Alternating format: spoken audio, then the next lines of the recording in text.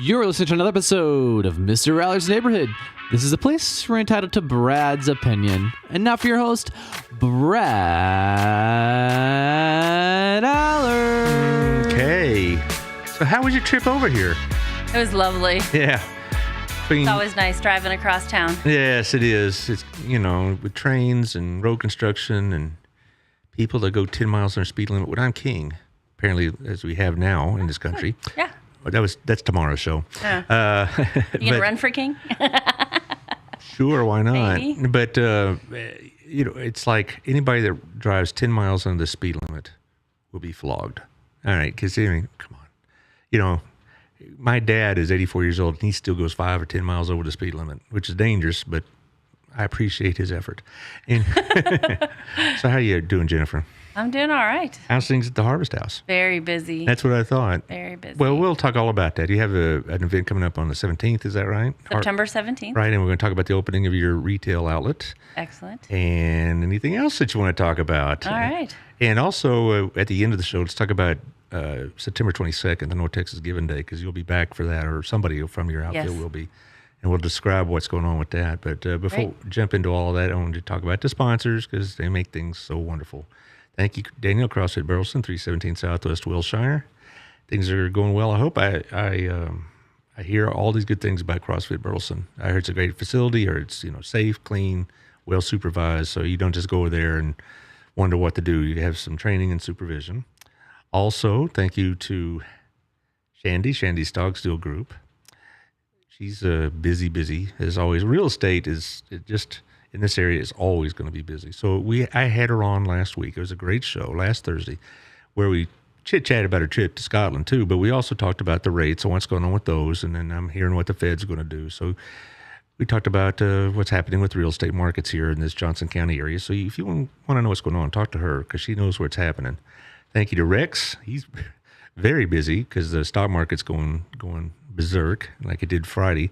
So Rex, he'll help you through this. If you don't have a financial advisor, he's a good one to have, because he's been doing it for quite some time now, since 1984. And over at the Russell Wealth Group, they'll hold your hand and keep you from jumping off the bridge. So hit myfinancialbox.com, get to know him, see what's happening. Also, Gayla Moore's at Southern Gym. They're getting ready for their big move. You've been here before, right? Mm-hmm. They're moving down to the bottom floor. I'm so glad that elevator never works. Yeah, that's.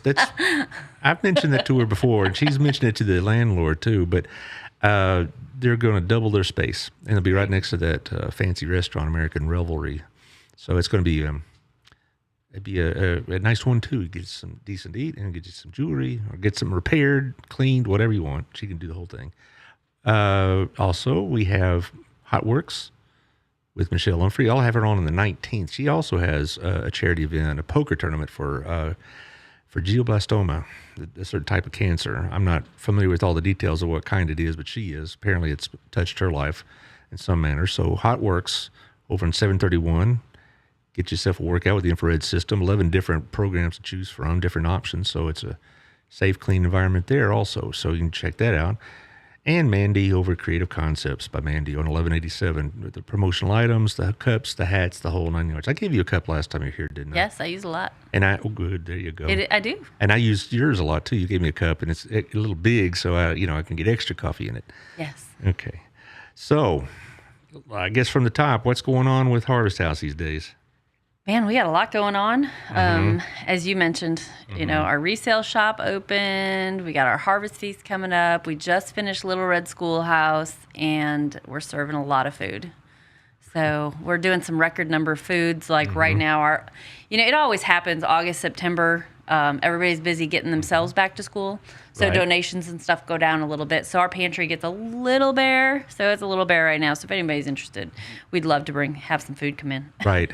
Well, it comes and goes, right? I mean, some days it's stacked on the floors, and some days you barely got anything going on. I told you the story last time you were here about when I was with student council and how it came just at the right time. The Lord provided, and just at the right time, and even I had no idea what your situation was. And there's a lot of people think, wow, they get a lot of food from a lot of people. Not always. I mean, well, but we do. But you'd just be amazed at how fast it goes. Oh, I think that's the thing. Like we had record food drives with the schools because the BISD, Joshua ISD, and some others do food drives in the fall, and we are down to the last boxes and cases of those things.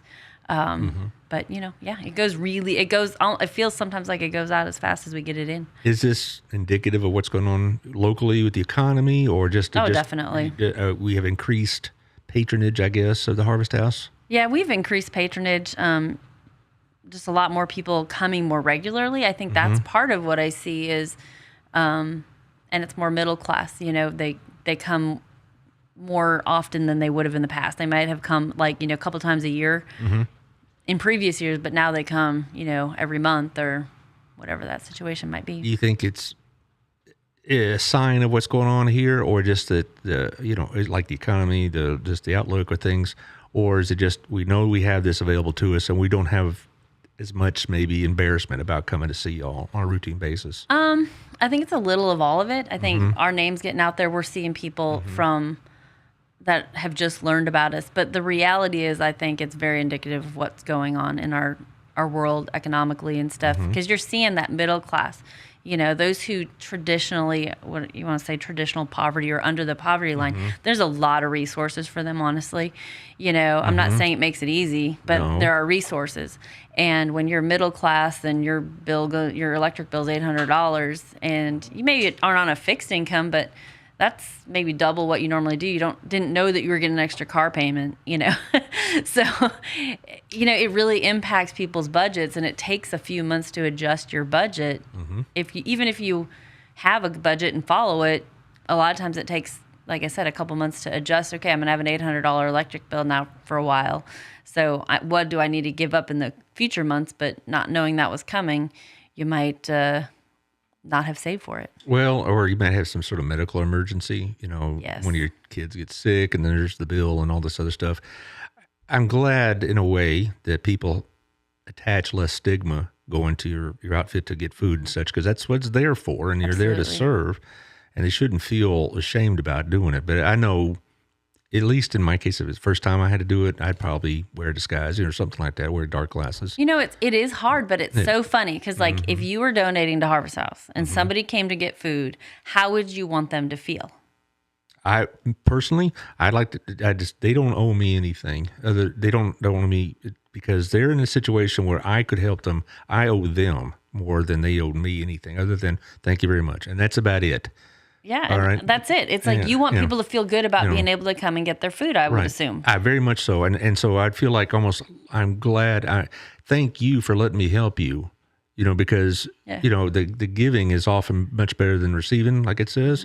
I would feel, I don't know, moved emotionally to see somebody directly benefit from my generosity to somebody else, or my meager gifts, whatever it is, That's why I tell people, I said, don't feel bad, because that's why it's given. People don't give so it doesn't get used. And one day when you're in a better situation, come back and give. And a lot of people do that. Sure. And that's what that's all about, is the one-to-one. Now, I think in my case, I'd feel a bit self-conscious if I directly gave it to somebody else. The idea of giving it to you, to give it to them, I like a lot better, because I'd feel, I don't know, embarrassed on their behalf almost, that they're in a situation where they're having to ask for help. And for men of my generation, asking for help, we don't ask for directions at the gas station. We don't, we're not going to we're not going to read the directions when we're putting together the flat screen TV mount or anything like that. We're going to do it ourselves, by golly. I would feel uncomfortable actually saying, here, have my groceries, but I give them to you. I like that, because I know it's going to help somebody. Right. And they won't have to feel beholden to me personally. Does that make sense? Absolutely. And I think it's better too. Okay. I just think I was eloquent enough on that. No, I think that's perfect. And I also think when, a lot of times churches and others give to us so we can give, because it also helps take away somebody coming back to ask you for help, where maybe we can help with resources that you don't know about. But that's part of what we do. We're more than just here's a box of food generally. So what kind of food are you needing right now? Right now we need kind of everything, honestly, because everything has pasta, sauce, like spaghetti sauce type things. We do not need ravioli. We still have ravioli. We got a lot of that this summer from the Brazil Church of Christ for their summer food thing that they do for us, and we still have enough of that left. Mr. Fletcher will be glad to hear that. He's involved with that. He's going to be on the show a week from tomorrow, and I'll pass the message to him. Yeah. We also don't need green beans. Who does? I hate green beans. Well, we have a lot of green beans are the cheapest to buy, and so we tend to always have excess green beans. But we need peanut butter jelly staples. We need macaroni and cheese, ramen noodles. Well, I bet the macaroni and cheese goes off the shelf quick with little kids. Yeah, same with pasta and sauce. What about, artichoke hearts or asparagus? Is that, People take, yeah. Yeah, because we probably don't get a lot of that because those are more expensive. Yeah. But I'm just saying, green beans, corn, I would imagine is probably a big... Corn is a good one because everybody eats corn. Yeah, or... cream of mushroom soup, cream of chicken soup. I was going to mention some soups, yeah. Because those are things, or even hearty meals, because that's something that somebody can... Or SpaghettiOs. Who doesn't like SpaghettiOs? Yeah. So... Yep, absolutely. So, you get all that going on. I know you need all these things. What about dairy or meat or any of those things? We always need those things. They come and go fast. Mm-hmm. So. Hey, we have refrigeration. Yep, we have a walk-in freezer. We really need a walk-in refrigerator. So hopefully eventually we can get one of those. It's something we need. Is that part where the Harvest Feast is raising money towards? Well, the Harvest Feast actually helps us to raise our dollars for a lot of it for Client Aid. So the way that we help people with utilities, food, stuff like that, keeping our pantry full when we don't have, because we a lot of times can get stuff cheaper than you can get at the grocery store. And that also helps to make sure our programs are strong and helps keep our lights on. Well, you mentioned that you have relationships with the grocery stores, but in particularly with City Market. Absolutely. And I know that Kurt has a relationship with Next Step Women's Center. He buys stuff for them wholesale and things of that nature. And Promises. And Promises as well. And they're definitely a community grocery store. They're so great. Yes, they are. Good to work for. And they've been that way since I lived here when it was Bransom's. And that's old timers still call it that. But in fact, I mentioned it. Hey, go to Bransom's, get this, and nobody questions what I'm talking about. Right. So. Yep. Well, you have some video clips, right? I do have some video clips, and I think some of them, if I remember right, we're talking about our Holiday Friends thing, which comes up at the end of the year. But I just think it's a really, one of them was a really good video on that. I'm sure they both are. Yeah. Taylor, why don't you run one of them now, and we'll run another one at the second half of the show.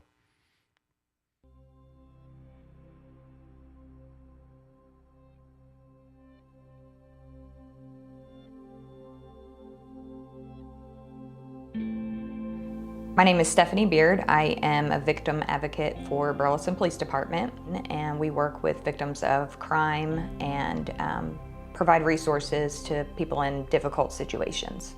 I met James and Valerie in June of 2020, and they came to me basically because they didn't know where else to go.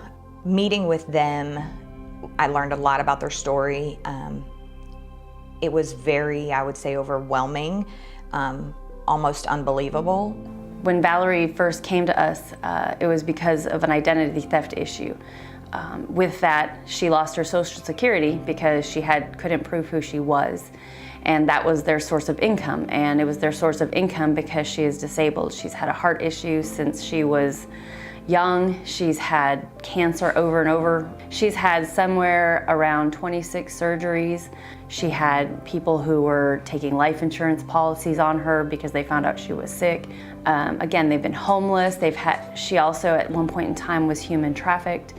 There's even more, and you can't believe that all of these things have been happening.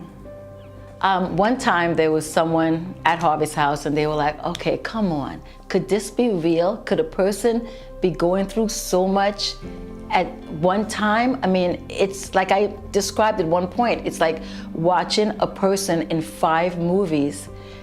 It's the same victim in each movie. How is this possible?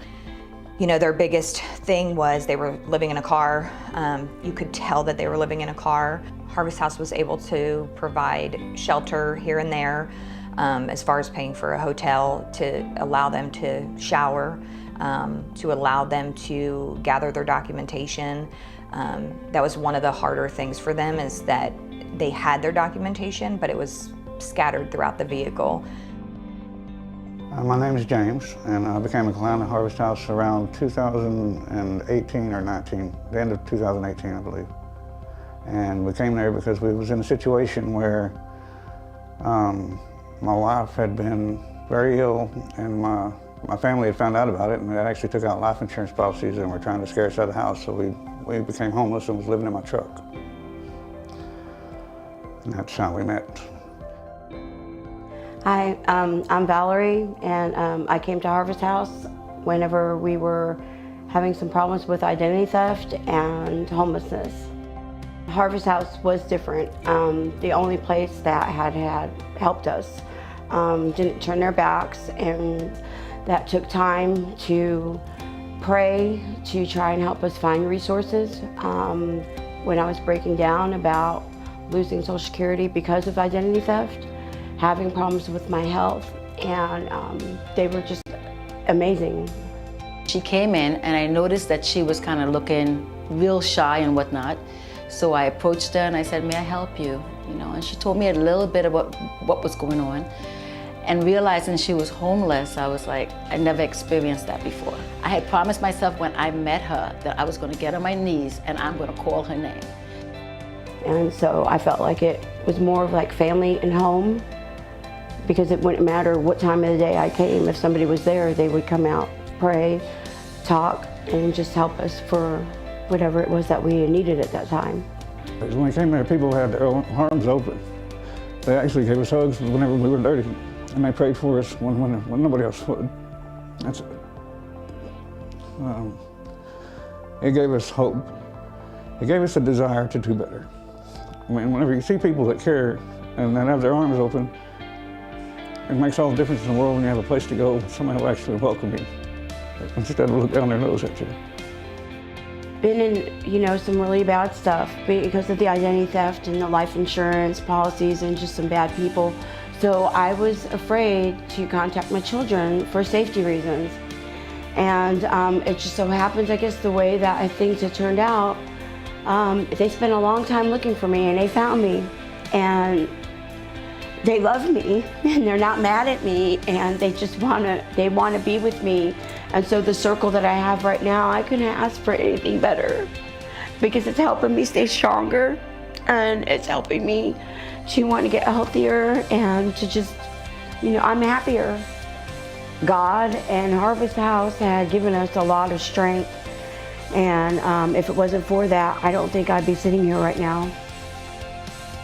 It's so amazing to watch what God has done and how faithful He is. In the time that we've known Valerie and James, we've watched them get their lives back together. They've committed their life back to the Lord.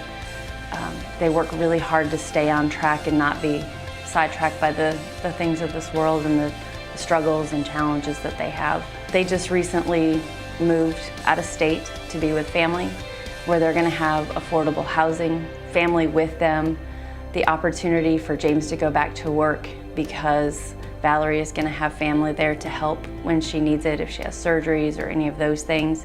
They're just going to have this reunion, and being able to get to know her kids again after so much time, just they're being restored. One of the things that Valerie has said is that, God is restoring what the locusts have eaten. And absolutely, we're seeing that God is restoring them.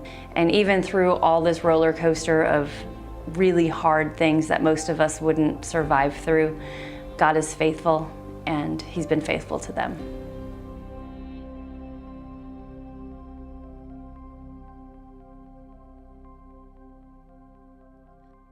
Well, that's very moving. That's outstanding.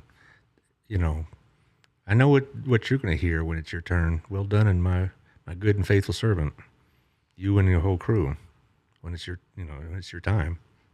It's neat to. So Valerie, they do live out of state, and we don't tell where, just because of course she's had some very bad people after her, and you just think this can't be real. Just everything you said, but she comes back every 4 to 6 months and just comes in, says hi, makes sure she gives us updates. They're doing great.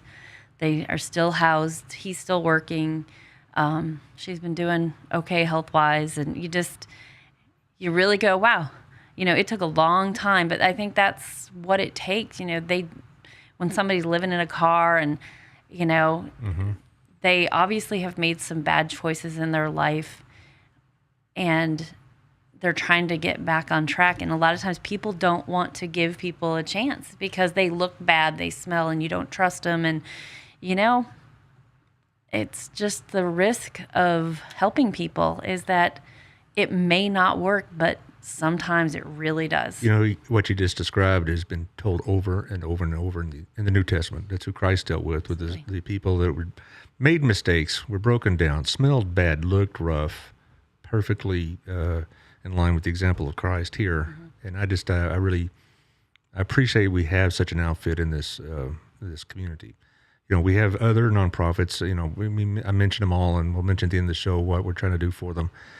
I'm just amazed at the number of people that are selfless like this in our community that want to do these things for other people. You must feel really good about that when you see that video and you know that those two people, at least, or have the opportunity for a better life that y'all have provided and the community has provided. And I'll really say this really is a community thing. I mean, the community is, if this community did not take care of and give to Harvest House, there would be no stories like that. Right. I mean, there just wouldn't. I mean, yeah, we could all sit there and go, hey, we love you. But if we didn't have the resources, if people weren't giving, none of that would happen. And, that is the essence of the Harvest Feast. Well, I was telling somebody, be warm and be filled, like it says in the book of James, is useless without making them warm and making them fed. Yeah. And so it's the very essence of faith in action. And I watch this, I'm like, whatever contributions I make to Harvest House or Promises or others, it's seemingly a very small donation, but you put those all together and you get people that are able to turn their own lives around. Absolutely. And it's amazing to me. And I bet most of the workers, if not all, probably all, the workers at Harvest House do so with and feel like they're getting more than they're actually giving. I would say that's probably true. Yeah. Most days, yeah. And, we've got, like when we started the Harvest Feast in 2017, the scripture that we were using is, of Christ multiplying the fish and the loaves, caring for the multitudes. And so what you just described is exactly it. God takes our meager things and he multiplies them. I look at how much we had in our pantry when I started and what kind of food people got and what they give now. And it's because we've decided no matter how bare it looks, we're going to continue to give because God never lets it run out. And it's because he puts it on people's hearts. Like I remember the other day, somebody just stopped in and we had been closed and they knocked on the door, or I'd forgotten to lock the door. And they came in and they're like, hey, we're going grocery shopping. What do you want? And they came and they went grocery shopping and brought, probably a few, I don't know, it was like 5 or 6 bags of food in, all because I forgot to lock the door. So I guess maybe God said, don't lock the door, but that happens on a regular basis, that the Holy Spirit just direct, whether they know it or not, are directed into to give to this community. And, that's why we do what we do and why we have to have fundraisers and why we have to keep asking, because if we don't ask, you don't get. And so we have to continue to let the community know. Sure. I mean, we get distracted with other things, and we, a lot of generous people, in this town, but they still got to make a living. They still got to take care of the kids. And then so maybe the first thought in their morning isn't, what can I do for Harvest House? So you have to kind of remind them. That's why you come here every month. That's right. Well, we're going to run through another rounds of ads, and then we're going to show you your second video and talk about your Harvest Feast and other opportunities. So thank you, Otto. I'll be seeing you in a couple of days. As always, he's very generous at all things he does. I really appreciate his community spirit.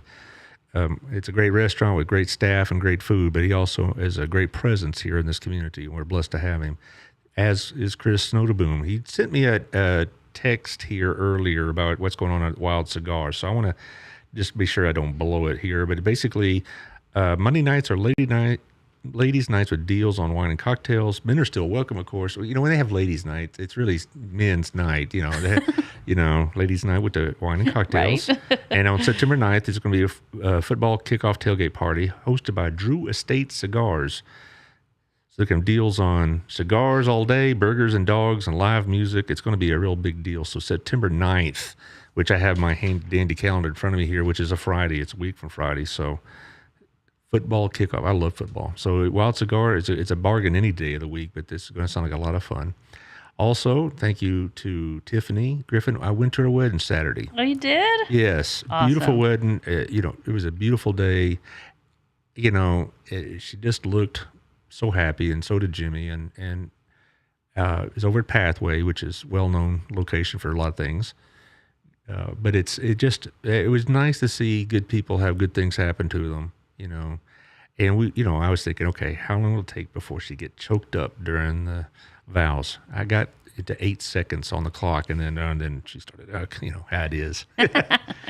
But she'll be on the show sometime soon. I don't know when, to tell you the truth, because she's got to get this magazine now. She just got married. She got a kid in high school, kid in college. So we'll give her plenty of room, maybe early October or something like that. But it was really, really nice. Also, we have another one coming on board. I should send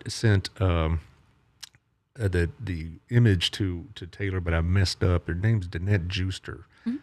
She's a member of my little networking group, BNI, and she's going to be an interior decorator, and she'll be on the show herself on the 29th of September. But Danette joins the Mr. Allard neighborhood family as of today, so thank you, Danette. If you want contact information for an interior decorator, I could send it to you, but I'll have her stuff up by tomorrow. I'll let you know that if you go to the Harvest Feast, you can meet Danette because she's going to be there. You know Danette? I do know Danette. Oh, do you? Well, so and she will be there. Well, she does stuff with the police association as well. But how do you want to just know through her? networking? She's in the I'm in the Chamber of Diplomats. Oh yeah, and Yep. So. Well, I have Gabrina on next Tuesday, the day after Labor Day. I'm going to join the chamber myself on the air, so to speak. Oh, nice. See how it all works. That's great. Yeah. So how about that? See, it's a small little community sometimes, isn't it? I know. As big as it is, it's pretty small. Well, yeah, a lot of people, kind of travel in the same circles. But let's talk about this second video. What's it on? So that one should be the Harvest Feast. Okay. Or, I'm sorry, Harvest House Holiday Friends event. Oh, Holiday Friends. Okay. It's never too early to start that, is it? I mean, it's already going. Sam and Walmart, they're already starting with the Christmas decorations. It irritates me no end to see Christmas decorations or Christmas merchandise before Labor Day. When I was a kid, anyway. Well, if you're going to plan for something and try to serve this many kids, you got to start planning. No doubt that's true. Will you run that segment, please, Taylor? Hi, my name is Gail, and I own a home-based business. I am a mother of 4 amazing kiddos, and since my youngest is completely disabled, I cannot work outside the home. Last year, the Harvest House made Christmas for my kids extra special. Harvest House has been there for me and my kids numerous times over the years. But last year, I was able to take their wish list to Walmart and get what they asked for. All thanks to Harvest House, I was able to enjoy Christmas with them and not have to stress about what was under the tree. Thank you to all who make this possible. Hi, my name is Venus, and I have 3 kids, and I'm very, very grateful and thankful that I'm able to get them stuff for Christmas. This year has been crazy with COVID, and just y'all have been a blessing to my family. Thank you so much. I have 3 kids. The youngest is 8 and the oldest is 19. So yeah, I have a heart to buy for children. So this is so good that I get to pick it out for them to be specific to each child. That's awesome. Thank you so much. You guys are a helping hand, and I'm really glad that you guys did this.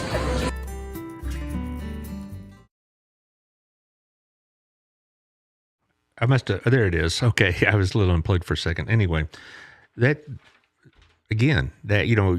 for Christmas, it's got to be a really, really tough time for some of your clients because, a lot of them have probably broken families or distant families, if nothing else, and they don't have the wherewithal maybe to provide the kind of stuff for their kids for Christmas that they wish they could. Mm-hmm. So again, what a tremendous ministry this is, because nothing makes you feel worse as a parent when you can't provide for your kids, particularly, you think toys, they'll have plenty. No, not really. And that's, or maybe appropriate clothing for the weather and that kind of stuff. And, so it really is. Yeah, and a lot of people don't. So our North Texas Giving Day is going to actually be raising money specifically for Holiday Friends this year. Well, since we're on that topic, let's talk about it. Okay, on the 22nd of September, I'm going to have several of our nonprofits. I'm going to get as many as much time as I can. I mean, and basically we're going to rotate the seat you're in. You come in, give us 10 to 15 minutes, your video clip or maybe your links to where we can give and all this other stuff. You can tell me what you've been doing. And then ding, we'll ring the bell, and it's like speed dating. And here comes the next one. Here comes Next Step Women's Center. And Re-Inspire with Cherise Olson. I'm still, I think she's going to make it. I mean, she's trying to work her schedule out. And golly Moses, there's one other. I don't want to. Was it the center for ASD? Yes, thank you very much. Because I'm getting old. I'm forgetting things. Center for ASD. And I got a couple others I'm talking with. So it may be 5 to 6, and they'll just come in and bam, bam, bam. Excellent. Well, and 10 minutes may not be a lot of time, but at least they'll get it in front of people, and they can watch the video or the YouTube or whatnot later. Well, you can give after. I mean, sure. Like I've got people who give through there annually to Harvest House. So right, so that's going to be a big show, and that's about 3 weeks, and I'm looking forward to it. It's going to be kind of like a little party, and here, I don't know, maybe Taylor will bring donuts. You think? I mean, yeah, hey, no, don't know. Maybe some coffee. He's like, I mean, yeah, he means something. Well, it's going to be a busy Donuts. full studio, and I'm looking forward to that a lot. So, and you'll be here, but as far as this Harvest Feast, Yes. What's the date? What's the event? Where, et cetera? So the event is September 17th. Mm-hmm. Oh, by the way, do we have a logo for that? I don't know. I did give it to you the first time I came. I hope so. He'll be looking through may their have to dig library. it up. Yeah. This morning got a little crazy as I was sending you stuff. Yeah.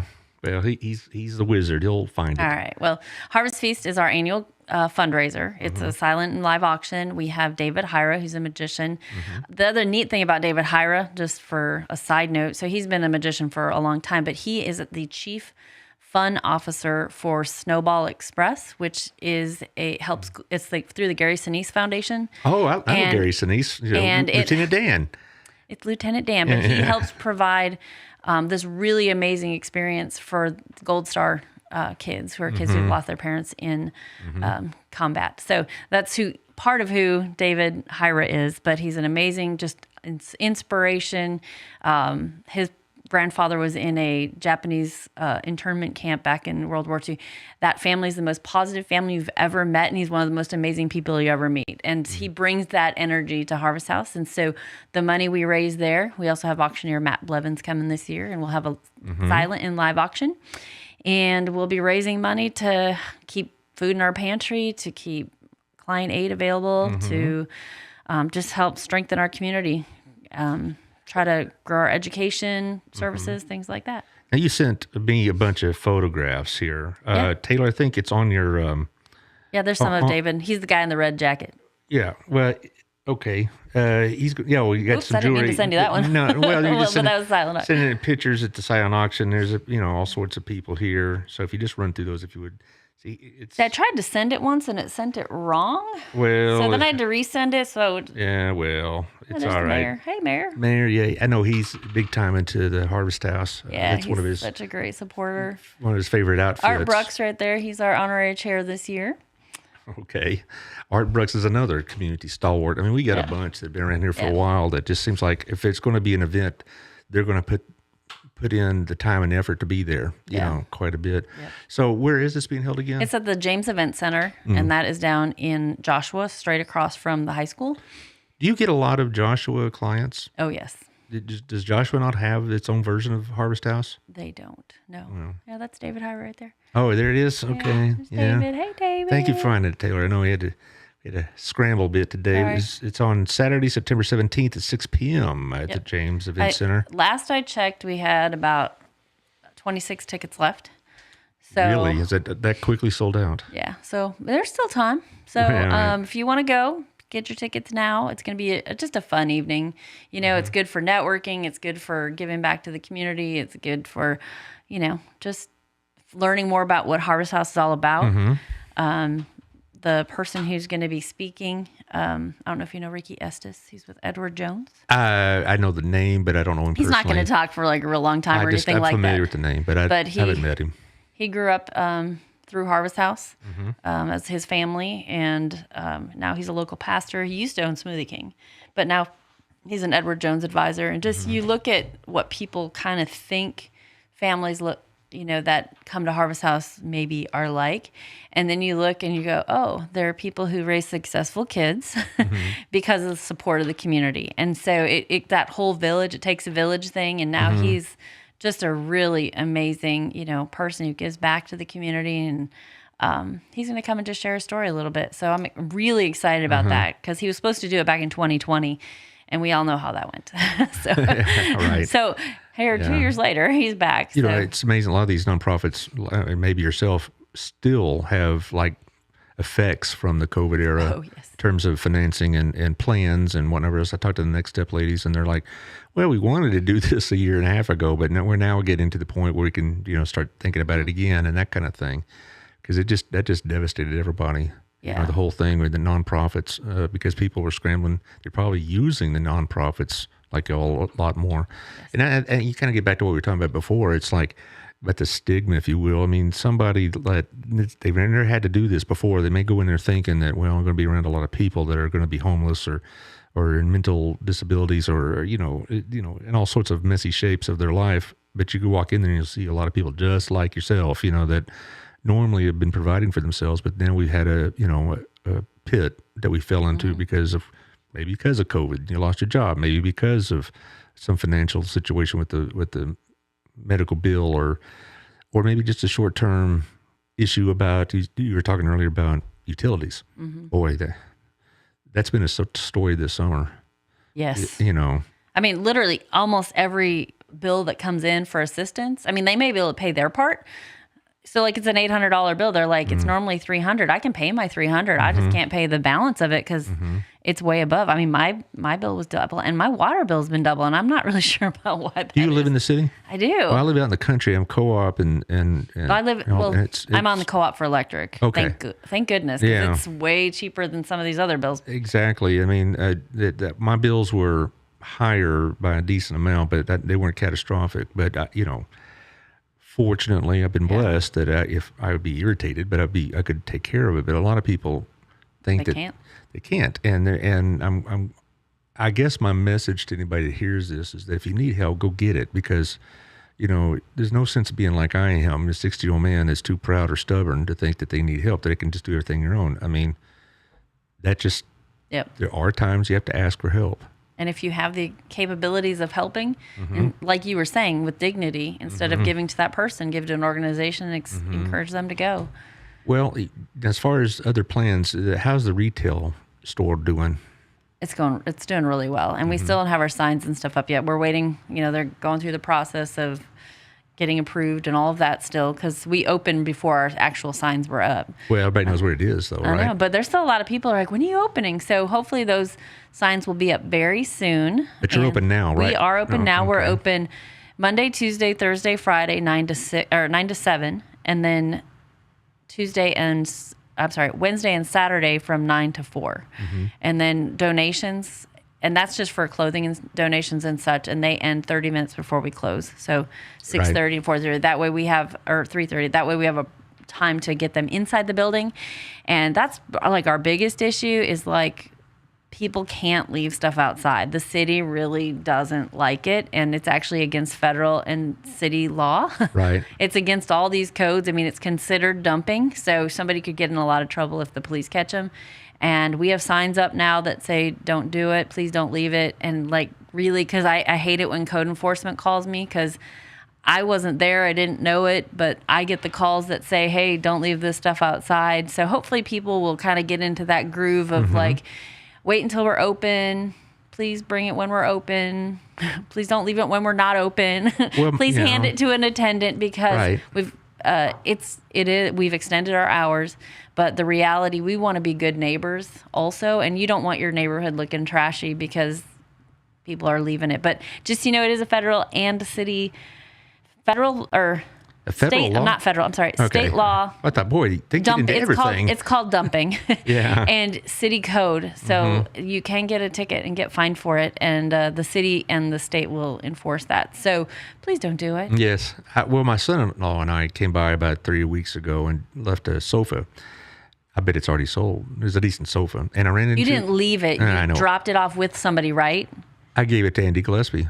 Okay, thank you. You know. Okay, that means you didn't. Oh, well, okay, that's what I meant. I got to be clear because people will think, oh, he just left furniture there. Don't leave furniture there. I handed it. Thank you. They Nice. had a couple of young men, and my son-in-law lifted it out, take it there, and I was talking to Andy the whole time. She used to be the teller at my bank. Oh, that's awesome. And She's great. We got to kind of know each other over those years that she was working for. Now it's Independent Bank. But no, we did it the appropriate way. I just had to clarify. Yes, okay. and we also donated and gave it over to them, a couple of tables and things like that. And so, and I was looking at the warehouse area you have, the donation area. It looks like you got some pretty decent stuff there. I mean, this isn't junk. I'm sure some people may think, well, I can unload this crappy piece of furniture there. No, I saw some pretty good stuff there. I saw the kind of stuff that maybe a parent will want to help their kid who's getting into their first apartment. Yep. Or kitchen gear. My boy's moving into an apartment. He doesn't have any skillets. He doesn't have any tools. Yep. And there they were. So it's all sorts of stuff. I mean, honestly, like I didn't really shop at the old store very much because it was really dark and crowded. And I mean, I did some, but this is bright and beautiful and it's clean. And there's you can really shop. It's in my personal opinion, and not just because I work here, it is a fun place to shop now. And our prices everybody's like, your prices are higher. I'm like, part of it is that we don't have to have as many sales because we have the sales to move stuff through because we got so many donations. So we will still probably have sales once a month, clearing out what didn't sell that month and whatever. But at some point in time throughout the month and, seasonal things. But we just really try to keep our prices really good. I mean, brand new stuff with tags, if it's a dress, something like that, it'll be most likely $10. Most clothes with tags are $5. That's considered to be expensive? I'm not. Well, some say that's expensive. And we had some stuff there was a lady standing there talking and she's like, this is a Neiman Marcus dress. And we had it for $10. I guarantee you that was not a $10 dress. And now there are certain items that will be put up for hire depending, like some fashion purses that are real leather and things like that. There are some of those items that we're not going to sell for $5. But those are just exceptional things. And well, I know a lot of people purposely shop at your place or at Goodwill or other places like that McCart thrift store because they can get a decent shirt for $5. And a lot of kids, a lot of my students, both at Hill and at BHS would, they want to get this wardrobe, one thing, a certain look, I guess, if you will. But it was, so it's not like you're going in there and it's not a junk store. It's not. And it's nice. We do. So people always ask this. So I'm just going to clarify. Sure. What do you do with the stuff you can't use? We do sell it. Okay. But basically the resale shop is a fundraiser for Harvest House all year long. So when we actually have a fundraiser set up with an organization, they just changed their name, but it used to be Recycle to Support. But essentially they buy it by the pound. And all of those dollars go back into our programs and keeping our operation going. So, people are like, well, you sell it. It's like, yeah, we do, because this is how we continue doing and making our community better. Because some people, we still give out free stuff to clients who need it. They still get a voucher. None of that has changed. And they can get necessities, household items they need. They can't get art and stuff like that, but they can get socks, shoes, clothes. Kitchen gear that you need, things like that. So that really nothing has changed. We're doing it at a broader scale. We really, want to continue to see it grow and the sales grow because that just helps us. Our bills are a little bit higher with this, especially the electric bill. Holy moly. That was an expensive bill. But the reality is that everything we do, people don't understand how nonprofits work. Our stakeholders are our clients. So I don't have stakeholders or board members that get money. They're all volunteers. We do have some, paid staff. They have to get paid, but those dollars that we raise, whether it's at the Harvest Feast, in the retail store, whatever, anything that's considered revenue goes straight back into our programs. And that's how a nonprofit is. Does not mean they can't make a profit. It means those profits have to go back into their programs and the operational things to keep it going. And we're really proud that we have over 20% of our programs that go, or our revenues go back into programs, and sometimes it's even more than that. It just depends But we really work hard at being great stewards of what we have. Speaking of board members, I ran into one of them at the wedding I mentioned, Tiffany's wedding. Carrie Carrie Bohan. Yeah, that's I just see. I remember maiden names. It's Carrie Bohan. Yes. She Sorry. just got married too. Yeah, they got married a few months ago. But see, I remember she was a student of mine like 20-something years ago. Not that I'm aging you, Carrie, but Carrie Bohan. Ran into the Bohans there at the wedding, and she was very excited to hear that you were going to be on the show and whatnot. So, Great board member. I'm sure. Great person. I'm sure. Well, she was then too. I mean, so there you are. But so it's small world kind of thing. It's getting close on time here, but the sponsors have told me that these are the kind of shows that they really feel like they're doing a good thing, not just, advertising their business. That's all well and good, but they really enjoy the fact that they're able to put this out in front of the community, and they feel like this is a special thing for them. And boy, do I have a busy September, because we have a lot of things going on in September. But I won't promote them all now. I could do that tomorrow when I'm ranting and raving about something. But I have Billy Cordell on Thursday, and we're going to talk about security issues. Got Gabrina on the 6th. I got the mayor on the 13th. I have Melissa Harden. Harmon, I'm sorry, I don't know. I got Mandy Harden and Melissa Harmon. Confused. Anyway, Melissa Harmon is going to be on, and she's talking about a fundraiser. I got Next Step. I got a bunch, and I really am pleased at the fact that this has become the go-to for this kind of programming, so to speak. They can hear me rant about Joe Biden any day. It's an inexhaustible source of material. But as far as this kind of programming, I really feel like this is the purpose of the show. And I appreciate you being here. We're going to have you on again, like I said, on the 22nd, at least for a cameo. That'd be great. And then after the shows, we'll figure out another date in October we can get together. Because I like having you on a routine basis, and you got lots going on too. So we do. Because in October, you don't just start getting up for the Thanksgiving, Christmas push. So we'll have plenty to talk about. It never slows down anymore. Yeah, I know. But never. I'll just let you have the last word. The sponsors will be fine with you taking the last word. I don't need to run through them one more time. All right. Well, I just think this community, because we are served. In July we served 725 families. And with food, and that's a really big amount. And we have served almost over 5,000, I think, is the number for this year. And we just need the support of this community, So if anybody wants to come to the Harvest Feast, it's not too late. You go to yourharvesthouse.org, and you will see the Harvest Feast logo there. Click on it, and you can buy your tickets online. We're still taking donations for our auctions, silent and live.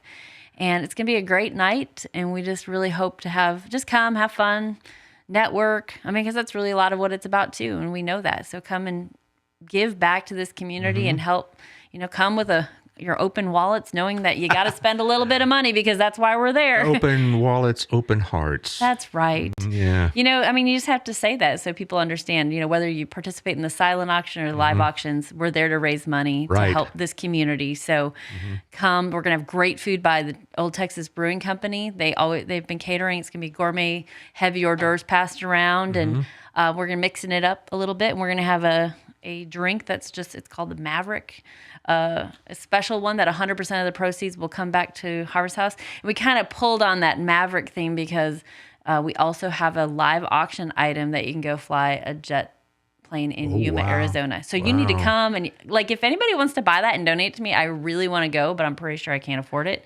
But that would be like a dream come true. No doubt. So this Maverick, is it, shall we say, helps lubricate the decision-making process? Absolutely. Drink a lot of them.